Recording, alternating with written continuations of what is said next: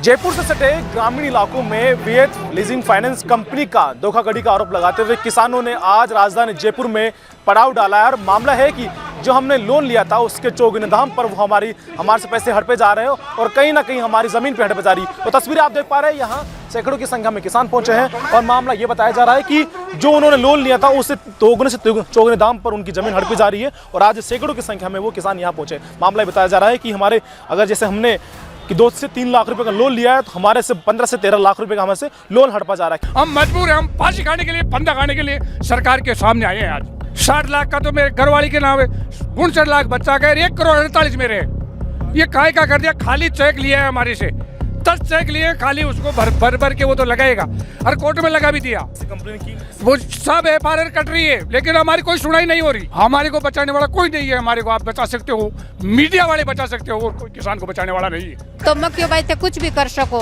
अब चाहे मैं फांसी खानो मंजूर, पर मेरे से 6 लाख रुपये जमा को नहीं हो सकता। धमकियां मिल रही है। दम क्या बोला, कना तो केवल ताड़ो लगा से, कना केवल मैं पर्चे चे पर जैसे मैं ताड़ो लगा जाओ लगाओ तो, पर मेरे से 6 लाख रुपया मेरे से जमा को नहीं हुआ। वो जमीन जो है अपने नाम करा ली है और वो ज़मीन का मालिक हो गया एक तरह से। और अब धीरे धीरे किसानों की ज़मीनों पर कब्जा लेने के लिए जरिए कोर्ट वो प्रयास कर रहा है। किसानों के जो चेक उन्होंने लिए थे वो चेक लगा उन पे 138 के मुकदमे लगा रहा है और किसानों को पूरी तरह बर्बाद करने की कोशिश में लगा हुआ है।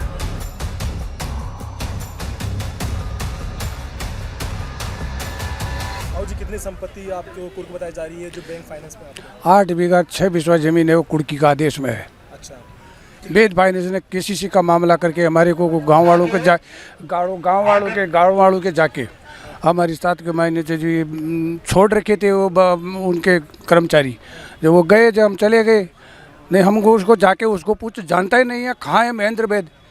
हमारे 8 बीघा 6 बिस्वा ज़मीन को अपनी उसने करवाए रख ली, एग्रीमेंट करवा लिया, 100 रुपये स्टाम्प करवाया है, एग्रीमेंट करवाया है और पावर ऑफ अटर्नी करवाई है। और हमारे को 6 महीने में उनको पेमेंट दिया है। हमारे को 35 लाख का लोन बनाया, 31 लाख रुपए डाले हैं हमने, 11.5 लाख रुपए जमा करवा दिए। अब पैसे ऐसे नकद देते हैं, उसकी रसीद नहीं देते। कितने पैसे मांगते हैं? 11.5 लाख रुपए दे दिए, उसकी रसीद नहीं दिए। फिर लोग गया, लॉकडाउन चल गया, लॉकडाउन में हम दे नहीं पाए। हम उसके पास गए, 2 वकीलों को, हमें कोर्टों में चक्कर है, हमारी मैडम भी साथ है, हमारे बच्चे साथ है, हमारे साथ बहुत आत्महत्या हो रही है। हमारे को बचाने वाला कोई नहीं है। हमारे को आप बचा सकते हो, मीडिया वाले बचा सकते हो, और कोई किसान को बचाने वाला नहीं है। क्या सरकार कोई मंत्री से मिले? मंत्री सब गए तेल लेने, कोई सामने नहीं आ रहा है, एक भी नहीं आ रही, सब चोटते हैं। लेकिन हमारी इज्जत ये मीडिया वाले बचा सकते हैं हमारे किसान की, और कोई बचाने वाला नहीं है। जब आपने लोन लिया था तो क्या कहा था बैंक वालों ने बताया भाई 7-8% का लोन है, तो बोले KCC बनाएंगे आपको, इसके मायने आपका इंश्योरेंस भी होगा। हमारे को तो कोई इंश्योरेंस कुछ भी नहीं है, कुछ भी नहीं है। हमारे पास जो नोटिस गया, कोर्ट में गए, कोर्ट में जो वकीलों के गए, वकीलों में पैसे लग गए, खर्च गए, औरतों को लेके यहाँ तक भागते अब जी वहाँ उसको 2 वकीलों को लेके गया तो उसने सेटलमेंट की बात की, तो सेटलमेंट के मायने बताया, बोले साहब ये 35 लाख रुपए है, इसके 1 करोड़ 48 लाख रुपए है, आप जमा कराओ और आप इसका सेटलमेंट कर देते। 1 करोड़ 48 लाख रुपये कहाँ से दें हम? बैंक लोन लिया था 35 लाख रुपए। 35 लाख का लोन क्या दिया नहीं है, डाले 31 लाख रुपए डाले। अच्छा, 11.5 लाख रुपए उसको दे चुके। ये जेकर वाले इसके मान चोर है, बिल्कुल चोर खत्म आदमी है। ये पैसे ले जा के हमारे से राबड़ी छाछ खा के, हमारे बच्चे, हमारे घर के बच्चे सब यहाँ बैठे हैं। हम मजबूर हैं, हम फांसी खाने के लिए, फंदा खाने के लिए सरकार के सामने आए हैं। आज क्या करें बताओ, आप ही बचा सकते हो। जो संपत्ति जो आपकी 6 बीघा जमीन बताया जा रहा है आप कि जो उन्होंने क्या कब्जे में ले ली हो जमीन? गया है उसने, जो ये किसानों ने भाग दौड़ कर रखी है वो जा नहीं रहा। वो तो जाते हैं गाड़ियाँ लेके, लेकिन ये किसान भेड़े इकट्ठे हो गए, इनको सबको भागे, अब कोर्टों में औरतों को चक्कर काटना पड़ रहा है। 60 लाख का तो मेरे घरवाली के नाम है, 59 लाख बच्चा का, 1 करोड़ 48 मेरे है। ये काय का कर दिया, खाली चेक लिया है हमारे से, 10 चेक लिए खाली, उसको भर के वो तो लगाएगा और कोर्ट में लगा भी दिया।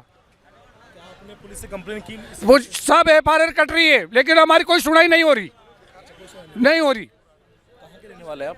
मैं हूँ बछेड़ी का रहने वाला। सर क्या कुछ मामला है? कब्र का मामला बताया जा रहा है कि किसानों की जमीनें कुर्की जा रही है, उस पैसे हड़पे जा रहे हैं। देखिए, वेद फाइनेंस जो है महेंद्र वेद का है और इसने कई सालों से लगातार अपने एजेंटों के जरिए किसानों को लुभाया है और उनको लालच दिया है कि आपको हम जो है सस्ती दर पर लोन देंगे। और इन्होंने जब लोन के लिए वहाँ अप्लाई किया तो उनको बताया कि भाई ना जैसे किसी किसान को क्या आपको 20 लाख तक का लोन मिल सकता है, हम आपको दे देंगे। तो उस किसान से सारे कागज़ करवा के और एग्रीमेंट करवा के उसने पावर ऑफ अटॉर्नी ले ली है बाकायदा, और उसके बाद में उनको जो है लोन 20 लाख बता के 7 लाख का लोन दिया है। और जब किसान किस्तें जमा करा चुका उसके बावजूद उन्होंने पैसे बकाया निकाल दिए हैं और करोड़ों रुपए में निकाल दिए हैं। और इस कहानी में खेल ये हुआ है कि इन्होंने जो पावर ऑफ अटॉर्नी किसान से ली है उसमें तहसीलदार से मिलके, एसडीएम से मिलके, रजिस्ट्रार से मिलके वो ज़मीन जो है अपने नाम करा ली है और वो ज़मीन का मालिक हो गया एक तरह से। और अब धीरे धीरे किसानों की ज़मीनों पर कब्जा लेने के लिए जरिए कोर्ट वो प्रयास कर रहा है। किसानों के जो चेक उन्होंने लिए थे वो चेक उन पर 138 के मुकदमे लगा रहा है और किसानों को पूरी तरह बर्बाद करने की कोशिश में लगा हुआ है। कितने किसान इसकी पकड़ में हैं? सैकड़ों किसान हैं यहाँ पे जो आए हैं। ये नाम मात्र के किसान हैं, ये मान लो। और धीरे धीरे सब जुड़ रहे हैं। सब लोग एफआईआर कराने की कोशिश में है। एफआईआर भी नहीं हो रही है, पुलिस इनकी है, सब कुछ बिका हुआ है, सिस्टम बिका हुआ है, नेता बिके हुए हैं, नेताओं का सपोर्ट है, जनप्रतिनिधि साथ नहीं दे रहे किसान का। और किसान की बहुत बुरी हालत है। किसान के घर में खाने को रोटी नहीं है, उनको चिंता है। किसान की ज़मीन उसकी माँ होती है। अब कोई माँ पे हाथ डालेगा तो किसान चुप कैसे बैठेगा? वो पूरे संघर्ष के साथ लड़ेगा, अपनी माँ को बचाने की कोशिश तो करेगा ही ना। अवैध फाइनेंस की पकड़ में ये किसान कैसे आया कि क्या उनकी स्टार्टिंग कैसे लुभाया गया है? क्या इन्होंने क्या है कि स्थानीय कुछ लोगों को जिनको पहले लोन दिया उसके बाद में उन्हीं को एजेंट बना दिया। और वो लोग जो है किसानों के मित्र थे, उन्होंने उनको समझा है भाई यहाँ पे भी लोन अच्छा मिलता है, ये है वो है, लालच में आए वो भी। और लालच के ज़रिए एक से एक किसान को आगे से आगे उन्होंने फंसाया और इस तरह से किसान बुरी तरह फंस गया। और वो दलाल भी आज यहाँ पे वो बैठे हैं, एक आधे ऐसे जिन्होंने किसानों को फंसाया है, वो भी खुद फंसे हुए हैं। उनकी ज़मीनें भी ठिकाने लग गई हैं। उसने बख्शा किसी को भी नहीं है, अपने जो एजेंट बनाए उनको भी नहीं बख्शा है। तो आज वो भी इस टीम में ही शामिल हैं और इस तरह से बड़ी चाल से उन्होंने फंसाया है। कार्रवाई क्यों नहीं कर रहे हैं? देखिए ऐसा है, लीगल कार्रवाई में 156(3) में मुकदमे दर्ज करवाए गए हैं और जो भी अब प्रोसेस जो है पुलिस का वो प्रोसेस चलेगा, फिर मामला कोर्ट में जाएगा। ये पुलिस इस पर एफआईआर लगाती है, चालान करती है, ये पुलिस पर डिपेंड है। अगर वो एफआईआर लगाती है तो हम प्रोटेस्ट करेंगे और न कोर्ट में मुकदमा लड़ा जाएगा। सीधा लीगल जरिया तो यही है। बाकी आज हम चाहते हैं कि सरकार हमारी सुने और इसी के लिए हम बैठे हैं। किसान लगातार चाहे बैंक की हो या फिर सरकारों की पकड़ में लगातार आ रहा है और ना जो आज बड़ा मामला उठ रहा है विद फाइनेंस को लेकर, सैकड़ों किसान इसकी पकड़ में है। क्या कुछ मामला है, क्यों किसान बैंकों के उनकी पकड़ में आ गए, क्या कुछ मामला? एक समय था जब जो कुछ खोटे राजा थे ना, उन्होंने डकैत पाल लिए थे और डकैतों से तय कर लिया था कि तुम डकैती डालो, आधा धन तुम्हारा आधा धन हमारा। जब राज कमज़ोर हो जाता है तब इस ढंग की ठगी की घटनाएं होती हैं। अभी जितने किसानों के साथ ये घटना हुई, लगभग 5 वर्ष हो गए इसको चलते हुए, इस ठगी को चलते हुए, और राज सोया हुआ है। कहते थे हम किसानों के हितैषी है। केंद्र में एक पार्टी की सरकार है, राज्य में दूसरी पार्टी की सरकार है, न ये चिंता कर रही न वो चिंता कर रही। वरना केंद्र के पास ईडी है, मारो ना छापे ईडी केस पे, वेद फाइनेंस पे, तो पता चल जाएगा सारे इसके डॉक्यूमेंट छीनो। और राज्य सरकार भी इसमें स्पेशल टीम गठित कर सकती है इन्वेस्टिगेशन के लिए, तो एसआईटी गठित करे और इनको पकड़े। जिनको सीखों के अंदर बंद होना चाहिए, वे किसानों को धमकी देते हुए खुले घूम रहे हैं। ये शासन और शासनकर्ताओं पर संदेह का घेरा है, उनकी विश्वसनीयता भी प्रश्न चिन्ह है। इसलिए जब राज कमज़ोर हो जाता है तभी इस ढंग की घटनाएं होती है। हम तो चाहेंगे राज अपना आप को संभाले, ये ठगी बंद करे और जो ठगी करने वाले हैं उनको जितना जल्दी हो सके उतना सीखों के पीछे भेजे, उनको जेल में डाले, तो किसानों में विश्वास हो जाएगा। यहाँ तो आपने सबकी कहानी सुनी है, लोन लिया 30 और दिए 14 और 16 वैसे लिख लिए। जो उनको अधिकार नहीं है, 32 से लेकर 46% ब्याज, बैंक जो है इतना पैसा ले नहीं सकती कोई भी। रिजर्व बैंक ऑफ इंडिया इसकी गाइडलाइन से सभी बैंकों को चलना पड़ता है। ये तो रिजर्व बैंक ऑफ इंडिया के ऊपर हो गए, सरकार के ऊपर हो गए। जो प्राइवेट संस्था जमीनों को गिरवी नहीं रख सकती वो गिरवी रख रही है। इतना ही नहीं, हमारे तहसीलदार उपपंजीयक उनमें नोट लगा रहे हैं जमाबंदियों में। तो इसका अर्थ यह है कि पूरा सिस्टम ये ठगों के साथ हो गया। इसलिए ये ठगी के साथ होना ये सरकार पर प्रश्न चिन्ह है, सरकार की विश्वसनीयता पर प्रश्न चिन्ह है। इसलिए हम चाहेंगे जितना जल्दी हो सरकार इसमें स्पेशल आयोग या समिति गठित करे, इसकी पूरी जांच करे। और ऐसी ठगी इनके साथ ही नहीं हुई है, ऐसे और भी सैकड़ों लोग हैं, वो सभी बचेंगे। इन सबको बचाना जन कल्याणकारी सरकार का धर्म है, तो वो अपना धर्म तो पूरा करे। तो सरकार अपना धर्म पूरा नहीं कर रही, इस कारण से इन किसानों को रात दिन तनाव में रहना पड़ रहा है, रात दिन चिंता इनको सताती है। और आज ये अपने घर सहित आप इतनी सारी माता बहनें इस पंडाल में है, ये क्यों है घर छोड़ के? तो आज किसान को जो खेत बोना चाहिए था वो अपना खेती का काम छोड़कर और लड़ाई के लिए मजबूर हो गया। इसलिए हम तो चाहेंगे सरकार गारंटी दे किसानों को, तुम्हारा बाढ़ भी बांका नहीं होगा और जो ठगी करने वाला है वो बाहर नहीं घूमेगा। यदि सरकार ऐसी गारंटी देती है, इसके लिए आज किसान आए हैं सरकार से अपनी पुकार करने। यद्यपि सरकार के नोटिस में FIR है, उन FIR पर उसको आज तक गिरफ्तार नहीं किया गया। तो ये गिरफ्तार नहीं किया जाना, पुलिस का उनके साथ कोई न कोई साठगांठ है, इसको उजागर करने के लिए आज सारे पीड़ित जो ठगी के शिकार है वो सब किसान यहाँ पर आए हैं। और यही कहना है सरकार से कि आप तो कम से कम चेतो, किसानों को विश्वास दिलाओ कि उनको न्याय मिलेगा। अपने आप को यहाँ के जो कृषि मंत्री हैं वो किसान केसरी बोलते हैं कि हम किसानों हित के लिए बात करते हैं। ये वहीं के किसान हैं, जोटवाड़ा के हैं या फिर कालवाड़ गांव के ही है, फिर भी क्यों उनकी सरकार तक बात नहीं पहुंच रही जो अपने आप को किसान केसरी बताएगा? देखिए, ऐसा ज़्यादातर किसान वहीं के हैं और बहुत सारे किसान ऐसे हैं जो वहाँ जाके भी आए हैं। माननीय मंत्री जी को उन्होंने निवेदन भी किया है कि भाई ये मामला है हमारा, आप जो है हमारे मुक्ति दिलाएं इससे। हालात ये हैं कि कुछ किसान जो है उनके पास जो गए तो पहले जो उनसे पैसा मांगा जा रहा था उससे 3 गुना मांग लिया उन्होंने वापस। जैसे ही फ़ोन कर दिया मंत्री जी ने, वैसे ही वो पैसा जो है उन्होंने 3-4 गुना बढ़ा के बताया और ये कहा कि मंत्री जी ने कहा इसलिए 5 लाख कम दे जाओ। यदि 70 लाख है तो सीधा 2.5 करोड़ 3 करोड़ मांग लिया और न उसमें से 5 लाख कम करने की बात करने लग गए। तो कहने का मतलब है सीधा सीधा कोई असर नहीं पड़ता है, जनप्रतिनिधियों को सूचना है। संभावना तो यही लगती है, जैसे हालात हैं उससे तो ऐसा ही लग रहा है कि आप एक मंत्री हैं और आप फ़ोन करते हैं, आपकी एक मामूली फाइनेंस कंपनी चलाने वाला नहीं सुन रहा है, तो कहीं न कहीं साठ-गांठ तो निश्चित रूप से ऐसा ही समझा जाएगा। देखिए, धरना तो आज का एक सांकेतिक धरना है और इस कार्रवाई में हम आगे बढ़ेंगे और न भारी संख्या में लोगों को जुटाएंगे और न इलाके वाइज जहाँ जहाँ लोग पीड़ित हैं वहाँ पर हम ये कार्यक्रम को धीरे धीरे जोड़ेंगे। फिर हम संगठन बड़ा करके फिर जो है अगला आम सभा के रूप में इसको परिवर्तित करेंगे। जी, कितने पैसे आपके बैंक से कितने लोन चल रहा था और कितने मेरा 2.5 लाख को लोन हो, 2.5 लाख का लोन के मायने में 3 लाख रुपये जमा करा दियो। अब मेरे से 6 लाख रुपये पाछो मांगे। 12 महीना हो गया, अगला का करना चक्कर काट रहे हमें। भाई मेरो कमती बेसी कर, मेरो सल्टीवाड़ो करा दियो, तो सल्टीवाड़ो कर रहा को नहीं। अब 6 लाख रुपया कणा शिकर सुकील बन रहा है, कणा जयपुर सुकील बन जावे, कणा कहे में पर्चो सेप स्या, कणा कहे में ताड़ो लगा स्या। अब मैं क्यों, मेरे से चाहे ताड़ो लगाओ चाहे छापो लगाओ, मेरे से 6 लाख रुपया कोई भी पोजीशन में मेरे से जमा को लियो। आपने लोन कितने लाख का लिया? 2.5 लाख का लिया और आपने चुका कितना दिया? 3.5 लाख रुपया में जमा दियो, चुका दिया। अब क्या बोल रहे हो? अब 6 लाख रुपया अगला पाचा मांग रहे हैं, बोले नहीं जमा करा सो तो आपका छड्डी सी है। दिन 12 महीना मन चक्कर काटता होगा, भाई मेरो सल्टीवाड़ो कर दो, कमती बेसी कर तो मैं हाथ जोड़ जमा करा देशू।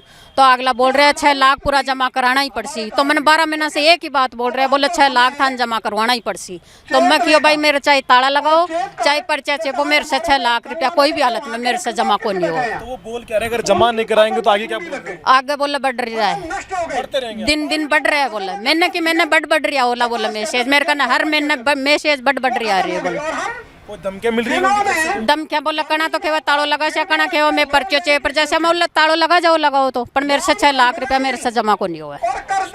आप कहाँ के रहने वाले हैं? नौसल सिंगरावट सीकर जिले। वेद फाइनेंस से जब आपने लोन लिया तो उन्होंने क्या कुछ कहा था कि आपने जो 2.5 लाख का लोन ले रहे हैं कब चुकाना? लोन का माइन बोला 4.5 लाख रुपया आपका जमा होला। बोला ठीक है 4.5 हो जैसी तो फिर मैं 3 लाख रुपया जमा करा दी। पच मेरे घर का माइन टाइम पोजीशन ही आने की होगी भाई मेरे घर सभी बीमार होगा मेरे छोर चरा के मतलब टाइम मेरा इश्यू होगो तो मैं बर कौन सकी बन नहीं बरसों की जना कि मैंने कणा धमकी दी बोला अब जमा कराओ कणा ताड़ो देवा की धमकी दी कणा कुछ दी तो मैं क्यों भाई थे कुछ भी कर सको। अब चाहे मैं पास ही खानो मंजूर पर मेरे से 6 लाख रुपये जमा को नहीं हो सका। 6 लाख रुपये मेरे से कोई भी हालत में जमा को नहीं हो सका। 12 महीना होगा मैं अठे भी बेद फाइनेंस का मायने ऑफिस में भी आड़ चलेगी भाई थे कमती बेसी कर मेरो कोई भी सल्टी वाड़ो हो तो दो जना बोले 6 लाख था कराना ही पड़सी मैं क्यों 6 लाख मेरे से को नहीं हुआ जमा। तो मैं साफ हाथ जोड़ दिया भाई मेरे से थे कुछ भी करो चाहे मैंने घर से 12 काट दियो पर मेरे से 6 लाख रुपया मैं 3.5 लाख रुपया जमा करा दियो। अब 6 लाख रुपया की मेरे कन्ने इनकम ही कौन तो मैं 6 लाख रुपया कटा से जमा कराऊँ। क्या किसी से मुलाकात हुई पुलिस से या सरकार है कोई आदमी से कि हम करेंगे बातचीत?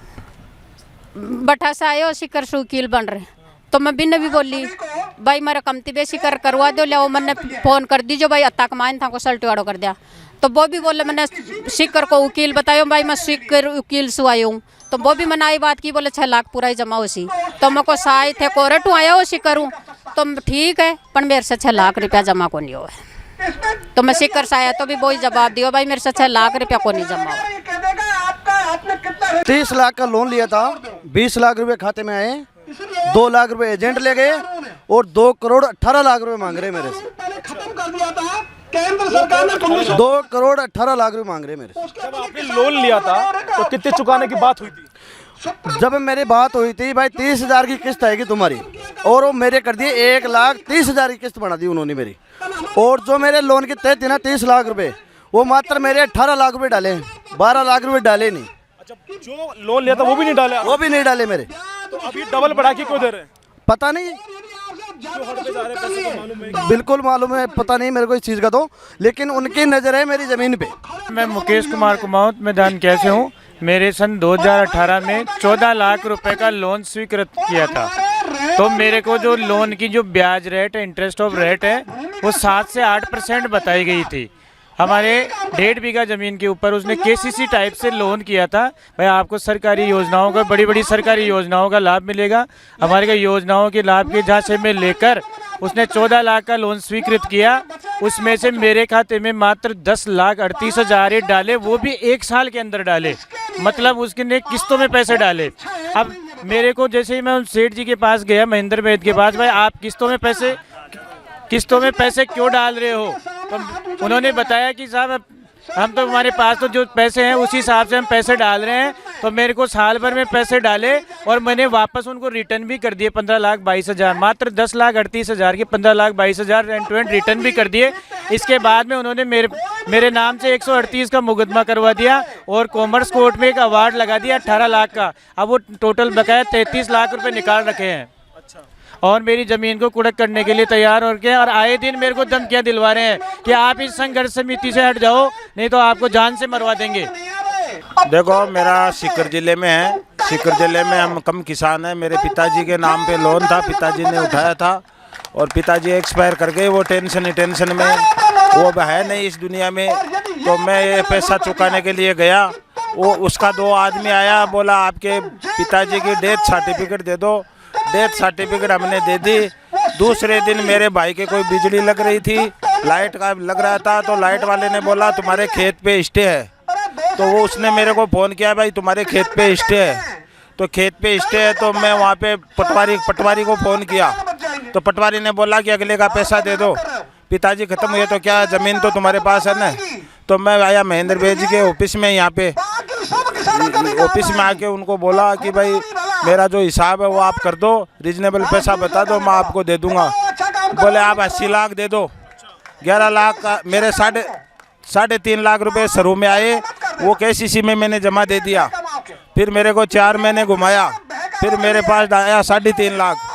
मेरे 12 महीना पूरा लग गया लोन देने में। फिर मेरी किस्त बनाई 45,000 रुपये की। मैंने 13 किस्त दे दी, 7 लाख 6.5 लाख रुपए मैंने उनको दे दिया। फिर बोला तुम्हारा 80 लाख निकलता है। मैंने कोर्ट में केस कर दिया।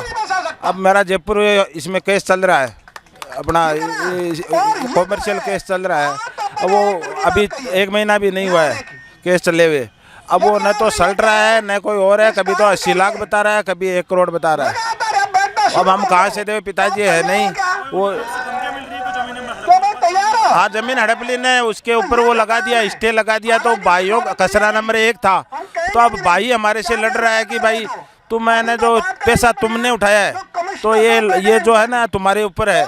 तो हमारा झगड़ा वो भी कर रहे हैं। तो मैं उनको बोला भाई जो ये जमाबंदी में जिसके नाम है उसके थोड़ा बहुत वो पूछने के लिए, भाई इनके मेरे 4 बहनें हैं, बहनों के हिसाब से मैंने ये रिट लगाई कि भाई ये ऐसा ऐसा है हमारा मैटर। तो अब वो पैसा नहीं सल्ट रहा है, कभी 1 करोड़ मांगता है, कभी 80 लाख मांगता है। अब मैसेज आ रहा है कि भाई आप आ जाओ ऑफिस में और सेटलमेंट कर लो। अब इनका जो कैलाश है उनका मेरे पास फ़ोन गया, भाई ऐसा ऐसा मैटर है। तो हम यहाँ आए, यहाँ आने के बाद में अब मैसेज 12 महीने में अब मैसेज आने लगे हैं कि भाई तुम आ जाओ और सेटलमेंट कर लो। और अब ऐसा अब इनके ऊपर है, देखो ये क्या करते हैं। हमारा मैटर तो एकदम उलझा हुआ है, हालत ख़राब है एकदम। ये सोच रहे करेंगे क्या, आगे क्या करना है, अब ये बात है।